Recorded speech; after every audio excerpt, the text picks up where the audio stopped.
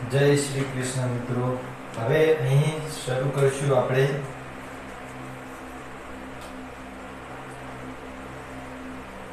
ધાતુ, અધાતુ, અર્ધધાતુ.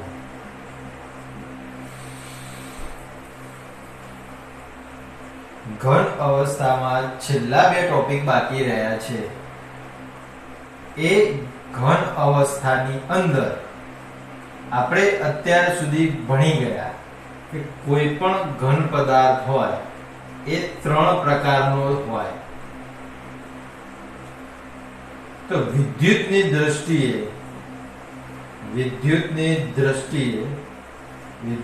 રીતે એના ત્રણ રીતે ભાગ પાડવામાં આવેલા હોય છે. પહેલો તો એ સંપૂર્ણપણે દરેકે વિદ્યુતનું વહન કરી દે, એટલે કે વિદ્યુતનો સુવાહક કહેવાય. બીજું તો વિદ્યુતનું સંપૂર્ણપણે પસાર થવા દેતા નથી, એ વિદ્યુતના અવાહક કહેવાય. ત્રીજું કે થોડો વિદ્યુત પ્રવાહ પસાર થવા દે અને થોડો વિદ્યુત પ્રવાહ પસાર થવા દેતા નથી, તો એને શું કહેવાય? અર્ધવાહક તરીકે ઓળખવામાં આવે છે. ઓકે, તો સુવાહક, અવાહક, અર્ધવાહક એ ધાતુ તત્વોની અંદર કઈ રીતે આનો ભાગ ભજવે છે એ આપણે અહીં જોવાનું છે. તો અહીં સુવાહક એટલે કે ધાતુઓને સુવાહક તરીકે ઓળખવામાં આવે. અવાહક એટલે કે અધાતુઓ, અર્ધવાહક એટલે કે અર્ધધાતુઓ. ધાતુ તત્વો એટલે કે લોખંડ વિચાર લો તો લોખંડની અંદરથી તમે વિદ્યુત પ્રવાહ પસાર કરી શકો છો. અવાહક એટલે લાકડું વિચાર લો, ચલો લાકડું, તો એની અંદરથી ફોસ્ફરસ છે, પોટેશિયમ છે, એની અંદરથી તમે વિદ્યુત પ્રવાહ પસાર કરી શકતા નથી. અર્ધધાતુ એટલે સિલિકોન, જર્મેનિયમ છે કે એની અંદરથી 50% જેટલો એટલે કે થોડો ઘણો વિદ્યુત પ્રવાહ પસાર થાય છે અને થોડો ઘણો વિદ્યુત પ્રવાહ પસાર થતો નથી. તો અહીં વિદ્યાર્થી મિત્રો ધાતુ તત્વોની રીતે આ ત્રણ વસ્તુ શીખવાના છે. આ ફિઝિકલ મોડમાં છે. આ કયો મોડ છે? ફિઝિકલ મોડ, ભૌતિક મોડ છે, જે તમે અત્યાર સુધી શીખી ગયા છો. આના આ જ વસ્તુ અત્યારે તમને જે ભણાવવાનું છે એ આ સંપૂર્ણપણે ભૌતિક વિજ્ઞાન છે. આના આ જ વસ્તુ 14મું ચેપ્ટર સેમિકન્ડક્ટર માં આવશે. આ જ વસ્તુ આવશે. બીજી આના પછીની જે વસ્તુ છે કે આ પતી ગયા પછી ડોપિંગ આવશે. ડોપિંગ N પ્રકાર, P પ્રકાર આવશે. બરાબર, આ બે વસ્તુ એની અંદર આવશે. બીજું ભૌતિક વિજ્ઞાનની અંદર 7મા ચેપ્ટરની અંદર 7મા પ્રકરણની અંદર મેગ્નેટના પ્રકાર આવશે. મેગ્નેટના પ્રકાર, કારણ કે ભૌતિક વિજ્ઞાન 4 શાખાઓમાં વહેંચવામાં આવેલું છે. ધોરણ 12 ને 4 શાખામાં વહેંચવામાં આવેલું છે. એક ઇલેક્ટ્રોનિક્સ, એક મેગ્નેટિક્સ, એક ઓપ્ટિકલ્સ અને એક મોડર્ન ફિઝિક્સ. એટલે મોડર્ન ફિઝિક્સ ની અંદર આ જે આ ભાગ છે બધો મોડર્ન ફિઝિક્સ નો છે અને આના પછીનો ટોપિક મેગ્નેટ નો છે. 7મા ચેપ્ટર ની અંદર તમારા ફિઝિક્સમાં રિપીટ થશે. હવે વિદ્યાર્થી મિત્રો તમે ધોરણ 11 ની અંદર બીજું ચેપ્ટર શીખ્યા હતા પરમાણુનું બંધારણ. તો એ પરમાણુના બંધારણનું અહીં પહેલા આપણે થોડુંક યાદ કરીશું. તો તમને જણાવવામાં આવે તો કેન્દ્ર એ ધન વિદ્યુતભારિત એટલે કે પ્રોટોન અને ઇલેક્ટ્રોનનો બનેલો હોય છે. એની આજુબાજુ ઇલેક્ટ્રોન ફરી શકે તેવી કક્ષાઓ આવેલી હોય છે. તો આ બધી કક્ષાઓ છે. તો આ કક્ષાઓને n બરાબર 1, n બરાબર 2, n બરાબર 3 નામ આપવામાં આવેલા હોય છે. એટલે કે ચોથી કક્ષા હોય તો n બરાબર 4 થાય. ઓકે, n બરાબર 4 એટલે કે K L M n આવી રીતના નામ આપેલા હોય છે. હવે અહીં છેલ્લી કક્ષા એટલે n બરાબર 3 આપેલા છે, એની અંદર ઇલેક્ટ્રોન આવેલા છે. બરાબર, આ આપણા માટે છેલ્લી કક્ષા છે. તમને ખબર છે 2 8 8 18 એવી રીતના ઇલેક્ટ્રોન સમાઈ શકે છે, પણ અહીં n બરાબર આપણી છેલ્લી કક્ષા છે, એટલે કે n બરાબર ચોથી કક્ષાની અંદર આપણી પાસે કોઈ ઇલેક્ટ્રોન નથી. તો જે છેલ્લી કક્ષામાં ઇલેક્ટ્રોન ભરાયેલા હોય તેવી કક્ષાને અહીં n બરાબર 3 ત્રીજી કક્ષા, આવી કક્ષાને આપણે સંયોજકતા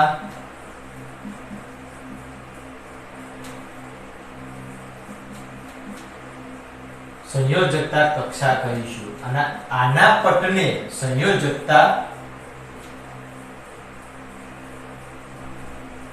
પટ કહેવામાં આવે છે. છેલ્લી કક્ષાને સંયોજકતા પટ કહીશું. એના પછીની જે આપણી પાસે કક્ષા છે એ ખાલી છે.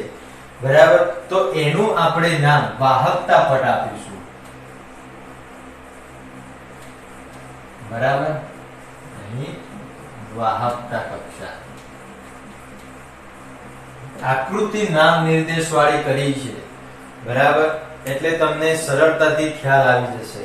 હવે n બરાબર 3 ની અંદર રહેલા ઇલેક્ટ્રોન જો પોતાની પાસે ઊર્જા મેળવીને n બરાબર 4 માં જતા રહે, એટલે કે ત્રીજી કક્ષાના ઇલેક્ટ્રોન ચોથી કક્ષામાં જતા રહે, તો એવા પદાર્થોને આપણે ધાતુ પદાર્થો કહીશું, એટલે કે વાહક પદાર્થો કહીશું. ફરીવાર, જ્યારે n બરાબર 3 ના ઇલેક્ટ્રોન ચોથી કક્ષાની અંદર જઈ શકે અથવા બીજી કોઈ પણ કક્ષાની અંદર જઈ શકે, તો એવા પદાર્થોને વિદ્યુતના સુવાહક કહેવામાં આવે છે. બીજી વસ્તુ, હવે n બરાબર 3 ના રહેલા ઇલેક્ટ્રોન પોતાની કક્ષામાંથી અડધા ઇલેક્ટ્રોન એટલે કે થોડા ઘણા એક્સ્ટ્રા એનર્જી આપીને પોતાની કક્ષામાંથી બીજી કક્ષામાં જાય, તો એવા પદાર્થોને શું કહીશું? અર્ધવાહક. અને અહીં n બરાબર 3 માં રહેલા ઇલેક્ટ્રોનને બાહ્ય ગમે તેટલી ઊર્જા આપીએ પણ એ પોતાની કક્ષામાંથી બીજી કક્ષામાં ના જઈ શકે, તો એવા પદાર્થોને શું કહીશું આપણે? અવાહક. તમે શીખ્યા હતા હાઇડ્રોજનનો વર્ણપટ. અહીં શું થાય છે? આવી બધી ઘણી બધી કક્ષાઓ હોય, અહીં બાહ્ય ઊર્જા આપો ત્યારે આ જે ઇલેક્ટ્રોન હોય એ શું થઈ જશે? બાહ્ય ઊર્જાનું શું કરશે? પેલા ઊર્જાનું શોષણ કરશે. શોષણ કરે એટલે એની પાસે ઊર્જા હતી, બીજી ઊર્જાનું શોષણ કર્યું, જેના કારણે પોતાની કક્ષામાંથી સંક્રમિત થઈને ક્યાં જતો રહે છે? ઊંચી કક્ષામાં જતો રહે છે. આ ઊંચી કક્ષામાં લાંબો સમય ટકતો નથી, એટલે કે પાછો આવે છે. બરાબર, અને પોતાની જગ્યાએ આવે છે. એ વખતે અહીં જે ઊર્જાનું શોષણ કર્યું હોય એ ઊર્જાનું શું કરે છે? ઉત્સર્જન કરે છે. એટલે શોષણ અને ઉત્સર્જનનો વર્ણપટ અહીંથી બહાર નીકળે છે. અહીંયા જે વર્ણપટનું શોષણ કરે એનો શું કહે છે? એટલા એવા વર્ણપટનું ઉત્સર્જન કહે છે. આ વર્ણપટ જે શોષાતો હોય શોષણ વર્ણપટ કહેવાય, ઉત્સર્જન થતો હોય ઉત્સર્જન વર્ણપટ કહેવાય. તો એ જ રીતે અહીં કક્ષા 3 ના ઇલેક્ટ્રોન 3 ભાગ પડે છે. ફરી એકવાર,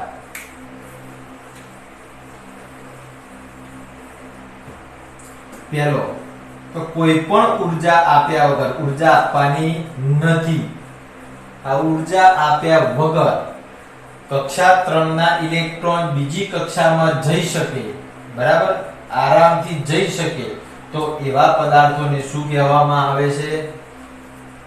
સુવાહક. જો ઊર્જા આપો, ઊર્જા બીજામાં આપવાની. ધારો કે તમે n બરાબર 3 વાળી કક્ષામાં ઊર્જા આપી અને એ પોતાની કક્ષામાંથી બીજી કક્ષામાં જાય, તો એવાને શું કહેવાય? અર્ધવાહક. ત્રીજી વખત ઊર્જા આપવાની, બરાબર, પરંતુ ઊર્જા આપવા છતાંય આઈડિયા ઇલેક્ટ્રોન અહીંથી બીજી કક્ષામાં જતા નથી, તો એવું જે પદાર્થોની અંદર જોવા મળે તો એવા પદાર્થોને શું કહે છે? અવાહક. ફરી એકવાર, જે પદાર્થોની અંદર ઉર્જા આપ્યા વગર ઇલેક્ટ્રોન પોતાની કક્ષામાંથી બીજી કક્ષામાં જતા રહે તો એવા પદાર્થોને સુવાહક કહેવાય. હવે બીજી વખત જો તમે એને ઉર્જા આપો છો, બરાબર, અને એ પોતાની કક્ષામાંથી જો તમે ઉર્જા આપો તો એના બે પ્રકાર પડે કે એ પોતાની કક્ષામાંથી બીજી કક્ષામાં જાય અને પોતાની કક્ષાથી બીજી કક્ષામાં ના જાય. જો પોતાની કક્ષામાંથી બીજી કક્ષામાં જાય એવા જેટલા પણ પદાર્થો જોવા મળે, ઘન પદાર્થો જોવા મળે, એ બધા જ ઘન પદાર્થોને અર્ધવાહક કહેવાય. અને તમે ઉર્જા આપો છતાંય પોતાની જગ્યાએથી બીજી જગ્યાએ જઈ શકતા નથી એવા પદાર્થોને અવાહક કહેવાય. આ થઈ આપણી દેશી ભાષાની અંદર વાત. હવે આને તમારે કઈ રીતના લખવાનું છે, સુવાહક, અર્ધવાહક અને અવાહકના ભાગ કઈ રીતના પાડવાના છે એ અહીં ધ્યાન આપજો.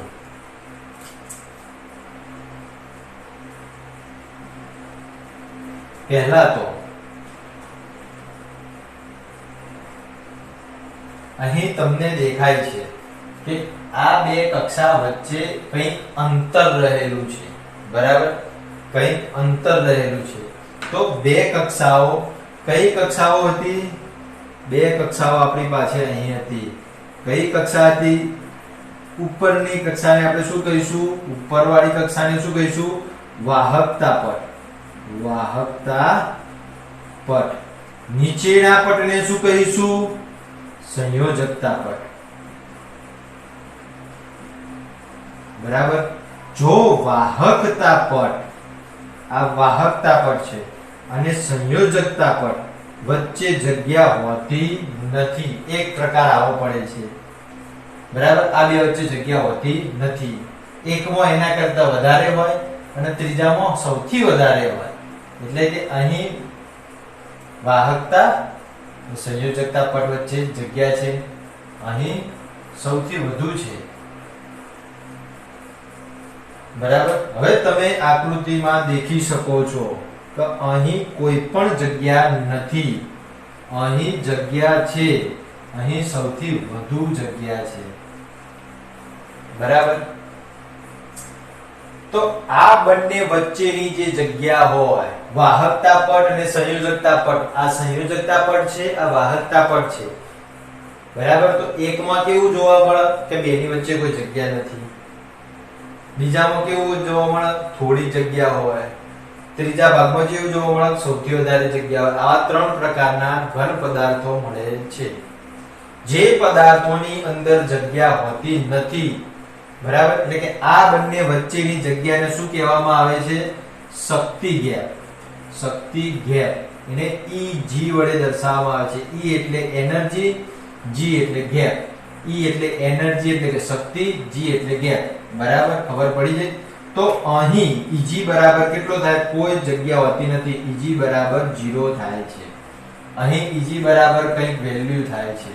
અહીં EG બરાબર સૌથી મેક્સિમમ વેલ્યુ હોય છે, બરાબર. ઉપરના પટને વાહકતા પટ, નીચેના સંયોજકતા પટ, બંને વચ્ચેની જગ્યાને શક્તિ ગેપ કહે છે. એટલે કે આવી રીતના ત્રણ પદાર્થો મળે છે. હવે આ ત્રણ પદાર્થોને અહીં લખવામાં આવશે. શક્તિ ગેપ કેવી હોય? અહીં શક્તિ ગેપ કેવી હોય છે? 0 હોય છે. અહીં શક્તિ ગેપ કેવી હોય? ઓછી હોય છે. અહીં શક્તિ ગેપ કેવી હોય? સૌથી વધુ હોય છે. સૌથી વધુ હોય છે. ઓકે વિદ્યાર્થી મિત્રો, હવે જે જગ્યાએ શક્તિ ગેપ 0 હોય, પહેલા એક આપણે ઉદાહરણ લઈએ. એક ઘર છે, એને અડીને બીજું ઘર છે, બરાબર. આ એક ઘરનું ધાબુ છે, એક મકાન છે એનું ધાબુ છે, બરાબર. બીજું મકાન છે એનું ધાબુ છે, બરાબર. એટલે બે ઘરના અગાસી વચ્ચે એક પાડી છે. તો હવે કોઈ પણ માણસને આ ઘરમાંથી આ ઘરના ધાબા ઉપર જવું હોય, વચ્ચે એક પાડી હોય તો શું થાય? સરળતાથી જઈ શકે. આ કન્ડિશન અહીંયા છે. જો એમની વચ્ચે 3 ફૂટ જેટલું અંતર હોય તો શું થાય? થોડુંક મોટિવેટેડ કરવું પડે. શું કરવું પડે? કહેવું પડે તું જઈ શકે છે, થોડું એનર્જી આપવી પડે, બરાબર, બાહ્ય પીઠ બળ આપવું પડે. તો શું અહીંયા કૂદકો મારીને અહીંયાથી જતો રહેશે. પણ ખાસું બધું અંતર હોય, 5 મીટર જેટલું અંતર હોય, તો એ લોકો જઈ શકતા નથી. તો એવી જ રીતે અહીં છે કે સંયોજકતા પટની અંદર શું હોય? ઇલેક્ટ્રોન હોય. આ ઇલેક્ટ્રોન પાડી કૂદી અહીંયાથી અહીંયા જતા રહે, બરાબર. અહીંયા આરામથી જઈ શકે છે. અહીંયા કેવા? અહીંયા આરામથી જઈ શકે છે. તો આની અંદર સંયોજકતા પટમાં રહેલા ઇલેક્ટ્રોન, સંયોજકતા પટમાં શું હતું? ઇલેક્ટ્રોન હતા. સંયોજકતા પટમાં શું હતું? ઇલેક્ટ્રોન હતા. ત્રીજી વાત, સંયોજકતા પટમાં શું હતું? ઇલેક્ટ્રોન હતા. સંયોજકતા પટની અંદર રહેલા ઇલેક્ટ્રોન વાહકતા પટમાં સરળતાથી જાય તો એવા પદાર્થોને શું કહે છે? સંયોજકતા પટ. સોરી, એવા પદાર્થોને શું કહે છે? ધાતુ તત્વો, એટલે કે સુવાહક પદાર્થો કહે છે. અહીં જે પદાર્થોમાં અથવા જે ઘન પદાર્થોમાં સંયોજકતા પટમાં રહેલા, તમારે આખું લખીને મોકલવાનું છે, સંયોજકતા પટમાં રહેલા ઇલેક્ટ્રોન વાહકતા પટમાં સરળતાથી જઈ શકે અથવા વહન પામી શકે તેવા ઘન પદાર્થોને સુવાહક પદાર્થો કહે છે. ધાતુના કેવા કહે છે? સુવાહક પદાર્થ કહે છે. સરખી રીતે તમારે લખીને મોકલવાનું છે. મારે અહીંયા જગ્યા નથી, તમારે એવું નથી કરવાનું. બીજું, જે પદાર્થોમાં સંયોજકતા પટમાં રહેલા ઇલેક્ટ્રોન, સંયોજકતા પટમાં રહેલા ઇલેક્ટ્રોન ને થોડીક ઉર્જા આપવાથી, આમને ઉર્જા આપીએ, બરાબર, એટલે શું થાય? ઉર્જા નખી સીધો ત્યાં જતો રહે, બરાબર. ઉર્જા આપવાથી ત્રીજી વખત સંયોજકતા પટમાં રહેલા ઇલેક્ટ્રોનને, અહીં ઉર્જા નથી આપવાની, અહીં આપવાની છે, અહીં આપવાની છે, અહીં આપવાથી સંયોજકતા પટના ઇલેક્ટ્રોન વાહકતા પટમાં જતા રહે છે, બરાબર. ઉર્જા આપવાથી, અહીં ઉર્જા આપવાની નથી, ઉર્જા આપવાની છે, ઉર્જા આપવાની છે. ઉર્જા આપવાથી સંયોજકતા પટના ઇલેક્ટ્રોન વાહકતા પટમાં જાય. જે પદાર્થોની અંદર સંયોજકતા પટના ઇલેક્ટ્રોન વાહકતા પટમાં જાય, ઉર્જા આપવાથી, અહીં ઉર્જા આપવાથી અથવા શક્તિ આપવાથી જાય તો તેવા પદાર્થોને ધાતુના અર્ધવાહક, વિદ્યુતના અર્ધવાહક કહે છે. અહીં ઉર્જા આપવાથી સંયોજકતા પટના ઇલેક્ટ્રોન વાહકતા પટમાં જઈ શકતા નથી. ફરીવાર, ઉર્જા આપવાથી સંયોજકતા પટમાં રહેલા ઇલેક્ટ્રોન, અહીંયા સંયોજકતા પટમાં ઇલેક્ટ્રોન રહેલા છે, એ ઇલેક્ટ્રોન અહીંયા બતાવેલા છે. આ ઇલેક્ટ્રોન સંયોજકતા પટમાંથી વાહકતા પટમાં જઈ શકતા નથી. તો જે ઉર્જા આપવાથી, જે પદાર્થોમાં ઉર્જા આપવાથી સંયોજકતા પટના ઇલેક્ટ્રોન વાહકતા પટમાં જઈ શકતા નથી, વાહકતા પટમાં જઈ શકતા નથી તો વહન પામી શકતા નથી, બરાબર, જઈ શકતા નથી, તો તેવા પદાર્થોને શું કહે છે? અવાહક કહે છે. હવે જે પદાર્થો સુવાહક હોય એને ધાતુ પદાર્થો કહેવાય. જે પદાર્થો અવાહક હોય તેવા પદાર્થોને અર્ધધાતુ પદાર્થો કહેવાય. જે પદાર્થ અવાહક હોય એને શું કહેવાય? અધાતુ તત્વો કહેવાય છે. ધાતુના ઉદાહરણ લોખંડ, કોપર, એલ્યુમિનિયમ. લોખંડ, આપણે જે ધાતુઓ હોય બધી બેન્ચીસ ઉપર બેસીએ લોખંડની બનેલી હોય છે, બધા ધાતુ કહેવાય કે જેની અંદરથી કરંટ પસાર થઈ શકે છે. આ કરંટ પસાર થાય એનો તો બધાને સારો અનુભવ હશે, એટલે કયા ધાતુ છે કઈ નથી ધાતુ એ બધી તો સરળતાથી ખબર પડી જશે. નેક્સ્ટ છે અર્ધ ધાતુ. તો અર્ધ ધાતુની અંદર સિલિકોન જર્મેનિયમનો બે પદાર્થોનો અંદર સમાવેશ થાય છે. બરાબર. અધાતુની અંદર ફોસ્ફરસ, બરાબર, સલ્ફર, હીરો, ગ્રેફાઇટ નહીં આવે, હીરો આવશે. ગ્રેફાઇટ કેમ નથી આવતો? પહેલા બીજું લેક્ચર, પહેલું કાં તો બીજું લેક્ચરમાં આપણે ભણી ગયા, લખી લેજો. હવે આ પદાર્થોની અંદર જે હવે આપણે શું કરવાનું છે તમને ખબર પડી ગઈ. ધાતુ તત્વો કોને કહેવાય, અધાતુ તત્વો કોને કહેવાય, અર્ધ ધાતુ તત્વો કોને કહેવાય. તો તમારી પરીક્ષાની અંદર પ્રશ્ન પૂછાય છે સંયોજકતા વર્ણપટ અને વાહકતા વર્ણપટ ઘન પદાર્થોની અંદર સમજાવો. તો કયા ઘન પદાર્થો? આ ત્રણ ઘન પદાર્થો માટે તમારે સમજાવવાના છે. બીજી રીતના પૂછાય ધાતુ તત્વો, અર્ધ ધાતુ તત્વો અને અર્ધ ધાતુ તત્વો ઘન પદાર્થની અંદર સમજાવો. તો આ લખવાનું. ત્રીજું ઘન પદાર્થોની અંદર સુવાહક, અર્ધવાહક અને અવાહક પદાર્થો સમજાવો. તો આ જ લખવાનું. તો ઘણી રીતે આ બધા પ્રશ્નો પૂછાઈ શકે છે. મિનિમમ આ 4 માર્ક્સનો પ્રશ્ન થાય. એનાથી ઓછી રીતે પૂછાય, કઈ રીતે લખવું તમારે જાણી લેવાનું. બરાબર. ના ખબર પડે તો પૂછી લેવાનું.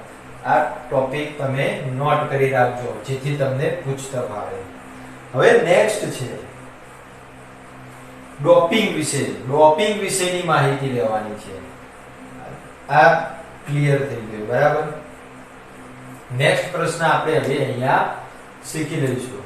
આની અંદરથી મારા મતે બીજા કોઈ એમસીક્યુ નીકળતા નથી. બરાબર. નીકળતા હશે તો પાછળથી ભણાવી દઈશું.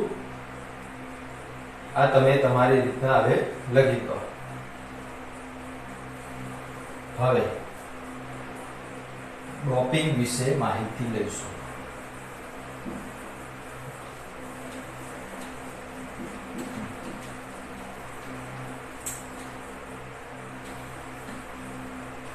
પેલા અશુદ્ધિઓ, અશુદ્ધ ઇલેક્ટ્રોન, અશુદ્ધ ઇલેક્ટ્રોન, અશુદ્ધ ઇલેક્ટ્રોન, અશુદ્ધ અથવા અશુદ્ધ ઇલેક્ટ્રોન કોને કહે છે અથવા ડોપિંગ કોને કહે છે,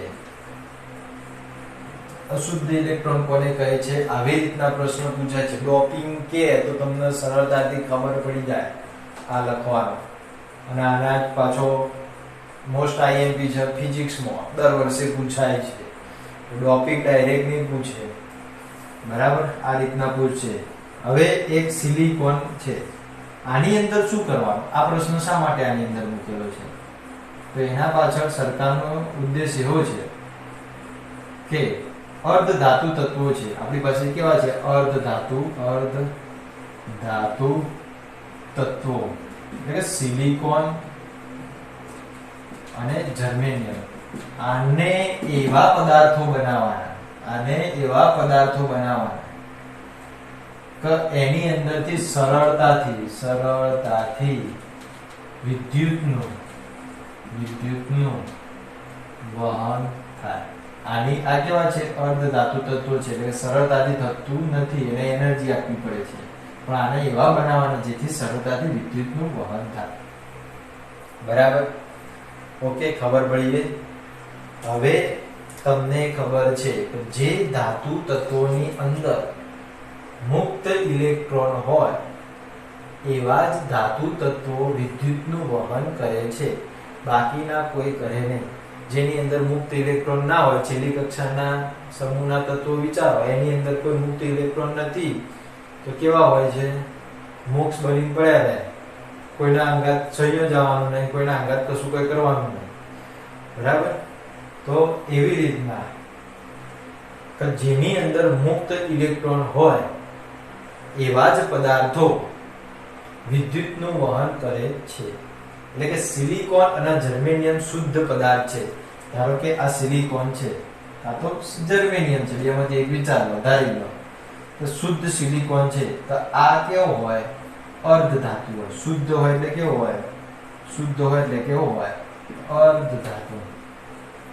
હવે આની અંદર જો હું ઇલેક્ટ્રોન ઉમેરું, આની અંદર હું ઇલેક્ટ્રોન ઉમેરું, બરાબર, તો શું થઈ જશે? આ ઇલેક્ટ્રોન વિદ્યુતનું સરળતાથી વહન કરી દેશે. એટલે કે પહેલા કરતા આની કન્ડિશન કેવી થઈ છે? વહનમાં સારી થઈ જાય. એટલે કે આની અંદર ઇલેક્ટ્રોન ઉમેર્યા તો આ પદાર્થ કેવો થઈ ગયો?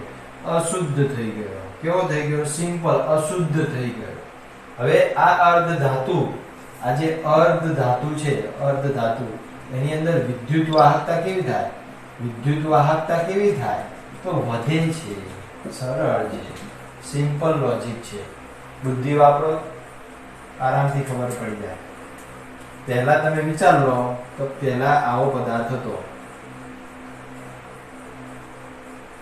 બરાબર. હવે એની અંદર ઇલેક્ટ્રોન ઉમેરી દીધા, તો ઇલેક્ટ્રોન ઉમેરી દઈએ તો કેવો થઈ ગયો? અશુદ્ધ થઈ ગયો, બરાબર. તમે વિચારો, દાળ બનાવી છે, બરાબર, ખાઓ ડાયરેક્ટ, કેવી લાગે? ના મજા આવે. પરંતુ એની અંદર મીઠું ઉમેરો, મરચું ઉમેરો, લીંબુ ઉમેરો, તો એનો કેવો થાય? સ્વાદ સારો થઈ જાય, એટલે કે ખાવી ગમે, બરાબર. એવી રીતના આ એટલું શુદ્ધ હોય તો વિદ્યુતનું શું હોય? અર્ધવાહક હોય. વધારે વિદ્યુત પસાર કરી શકે નહીં. એની જે કેપેબિલિટી હોય, કેપેસિટી હોય, એ પ્રમાણે એ કરે. હવે એની અંદર ઇલેક્ટ્રોન મુક્ત ઉમેરી દો, શું થઈ જશે? વિદ્યુતનું સરળતાથી વહન કરી શકશે. એટલે કે વિદ્યુતના કેવા થઈ જાય છે? વાહકતા તરફના થઈ જાય છે. હવે આ થઈ સરળ ભાષાની અંદર વાત. આવી રીતના લખી તો શકાય નહીં, તો લખવું શું કેમિસ્ટ્રી ભાષામાં એ સમજાવીએ. તો શુદ્ધ સિલિકોન અને જર્મેનિયમમાં અશુદ્ધિ ઉમેરવી હોય, માં અશુદ્ધિ ઉમેરવા માટે, અશુદ્ધિ ઉમેરવી હોય તો બે પ્રકાર થાય. કાં તો એ પદાર્થની અંદર, ધારો કે જે સાઈઝનો પદાર્થ હતો એ સાઈઝનો રહે, બરાબર, કાં તો ઘટી જાય, કાં તો શું થઈ જાય? વધી જાય. એટલે કે ધાતુ ઉમેરો, કાં તો ધાતુ ઉણપ થાય છે. કોઈ પણ પદાર્થની અંદર જ્યારે તમે અશુદ્ધિ ઉમેરો, બરાબર, તો ઉમેરવા જતા હોય તો બે પ્રકાર થાય. કાં તો એ પદાર્થમાં ઓછું થાય, કાં તો વધી જાય. ઓછું થાય તો ધાતુ ઉણપ થઈ જાય કહેવાય, વધી જાય તો ધાતુ વધારો કહેવાય. અહીં શું ઉમેરવાનું છે? ઇલેક્ટ્રોન ઉમેરવાનો છે. એટલે કે અશુદ્ધિ ઉમેરવા માટે કે ઇલેક્ટ્રોન ઉમેરવાનો છે. જો ઇલેક્ટ્રોન ઉમેરવામાં આવે તો એને શું કહેવાય? ઇલેક્ટ્રોનનો ઉમેરો, ઇલેક્ટ્રોન ઉમેરો કહેવાય. જો નીકાળી દેવામાં આવે તો શું કહેવાય? ઇલેક્ટ્રોન ઉણપ કહેવામાં આવે છે. ઇલેક્ટ્રોન ઉણપ કહેવામાં આવે છે. વિદ્યાર્થી મિત્રો, ખબર પડી જાય? ઉમેરવામાં આવે ઇલેક્ટ્રોન તો શું થાય? ઇલેક્ટ્રોન ઉમેરો, નીકાળી દેવામાં આવે તો શું થઈ જાય? એક ઇલેક્ટ્રોન ઓછો થઈ જાય, એટલે કે એની અંદર ઇલેક્ટ્રોનની શું થાય? ઉણપ આવી જાય, તો ઇલેક્ટ્રોન ઉણપ કહેવામાં આવે છે. તો આ કઈ રીતના કરવામાં આવે છે? કોના સાથે કરવામાં આવે છે? શા માટે કરવામાં આવે છે? એ ચોપડીમાં આપેલું નથી, પરંતુ ખબર પડે તો જ આ પ્રશ્નનો જવાબ આવડે, મજા આવે અને લોંગ ટાઈમ સુધી યાદ રહે, બાકી મજા ના આવે. તો એના માટે આપણે શું કરીશું વિદ્યાર્થી મિત્રો? તો પહેલા અહીં આપણે સિલિકોન લઈ લીધો. સિલિકોનની બાહ્યતમ કક્ષા કેટલી? 284, બરાબર. હવે આની અંદર આવો પદાર્થ હું ઉમેરું, ધારો કે અહીં બે પ્રકારે લઈ, બરાબર. આઈ હોપ બધાને દેખાતું છે, ખબર પડતી છે. ગુડ. સિલિકોન 284. હવે બીજો સિલિકોન લઉં તો 284, તો એનામાં સાથે મિશ્રણ કરવું, બરાબર. આ બેને ભેગા કરીને નવો પદાર્થ બનાવો તો શું થાય? કશું ના થાય. ઓને એવો પદાર્થ બનાવો, કશું કઈ અશુદ્ધિ ના ઉમેરાય, કશું ના ઉમેરાય, તો શું કરવું પડે? તો 284 આની અંદર ઇલેક્ટ્રોન છે, તો આની અંદર કેવા છે? બધી જગ્યાએ 284 વાળા પરમાણુ અણુઓ છે, બરાબર. તો આની અંદર મારે એક્સ્ટ્રા એક ઇલેક્ટ્રોન ઉમેરવો હોય તો શું કરવું પડે? 285 વાળો ઉમેરવો પડે છે.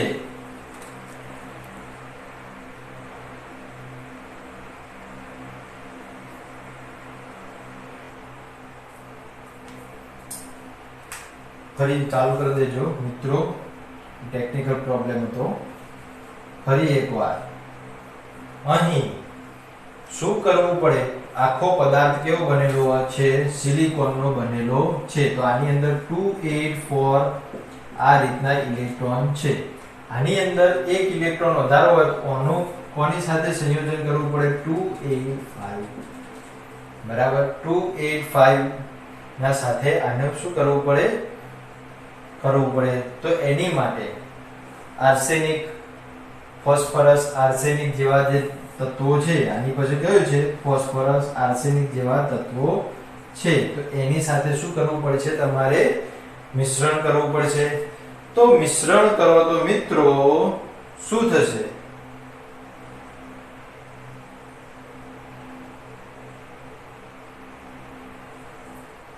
ઓકે, બે થઈ ગયા તમારે. ફોસ્ફરસ અને આર્સેનિક સાથે આનું મિશ્રણ કરવાનું. તો શું થશે? તો જે પદાર્થ હતો એની અંદર અમુક જગ્યાએ એવા તત્વો મળશે, જે સિલિકોન હશે એ જગ્યાએ કેવા તત્વો મળશે? 284. જે જગ્યાએ ફોસ્ફરસ ને આર્સેનિક ના તત્વો હશે એ જગ્યાએ કેવા મળશે? 285. એટલે કે એક એક ઇલેક્ટ્રોન અહીંયા વધતો જાય છે. તો પહેલા જે કન્ડિશનમાં હતો એના કરતા હવે એની અંદર શું કર્યું? આપણે મિશ્રણ કર્યું. બરાબર. શું કર્યું? આપણે અશુદ્ધિ ઉમેરી, ઉમેરો કર્યો. તો હવે પદાર્થ કેવો બની ગયો? પહેલા કરતા વધારે ઇલેક્ટ્રોન વાળો બને કે ઓછો ઇલેક્ટ્રોન વાળો બને? સિમ્પલ આન્સર છે. ઇલેક્ટ્રોનમાં શું થાય? ઇલેક્ટ્રોનમાં વધારો થાય. પહેલા કરતા શું થાય? વધારો થાય. તો ઇલેક્ટ્રોનમાં વધારો થાય તો આ જે તત્વ બને છે એ ઇલેક્ટ્રોનમાં વધારો થવાથી n પ્રકારના તત્વો કહે છે. n પ્રકારના તત્વો કહે છે. હવે આ n પ્રકારના તત્વો શાની અંદર ઉમેર્યા? તો અર્ધ ધાતુમાં. આ અર્ધ ધાતુ તો એની અંદર અશુદ્ધિ ઉમેરી, અશુદ્ધિ ઉમેરવાથી n પ્રકારનો તત્વ બન્યો. તો હવે છેલ્લે આ પદાર્થને શું કહે છે? n પ્રકારના અર્ધ ધાતુ તત્વો કહે છે. ધાતુ તત્વો કહે છે. બીજી વાત, હવે ઇલેક્ટ્રોન બહાર કાઢવો છે, એટલે કે એની અંદરથી ઓછા કરવા છે. તો પહેલા જે પદાર્થ હતો 284 વાળો, બરાબર, એની સાથે કશાકનું મિશ્રણ કરી દો. અહીંયા કેવો હતો? ધારો કે 284 વાળો પદાર્થ હતો સિલિકોન. તો એ અમુક પદાર્થ, બરાબર, ગેલિયમ સાથે ગમે તે સાથે તમે કરી દો કે એની બાહ્યતમ કક્ષામાં કેવા હોય? 283. બરાબર. તો હવે જ્યારે આવા પદાર્થો સાથે સિલિકોન 284 હોય છે, 283 એટલે કે બહારની કક્ષામાં 3 ઇલેક્ટ્રોન રહેલા હોય, બહારની કક્ષામાં 3 ઇલેક્ટ્રોન રહેલા હોય, બરાબર, તો એવા પદાર્થ સાથે મિશ્રણ કરી દેવાનું. તો હવે તમે મિશ્રણ કરી દો એટલે પદાર્થ કેવો થઈ ગયો કહેવાય? અશુદ્ધ થઈ ગયો કહેવાય. આ પદાર્થ કેવો થઈ ગયો? અશુદ્ધ થઈ ગયો. બરાબર. પણ અત્યારે હવે શું જોવા મળશે? હવે જે પદાર્થ બનશે એની અંદર પહેલા કરતા ઇલેક્ટ્રોનનો વધારો થશે કે ઘટાડો થશે? તો તમને ખબર પડી જાય કે એક ઇલેક્ટ્રોન અમુક જગ્યાએ ઓછો છે, એટલે કે ઇલેક્ટ્રોનની અંદર શું થયો છે? ઘટાડો. આની અંદર શું થયું છે? ઇલેક્ટ્રોનમાં ઘટાડો થયો છે. ઇલેક્ટ્રોનમાં શું થયું છે? ઘટાડો થયો છે. તો આ ઇલેક્ટ્રોનની અંદર ઘટાડો થાય એટલે પદાર્થ કેવો બને? પોઝિટિવ બને. કેવો બને? પોઝિટિવ બને. પોઝિટિવ બને તો આ પદાર્થના તત્વોને શું કહે છે? p ટાઈપના પદાર્થ કહે છે. p ટાઈપના પદાર્થો કહે છે.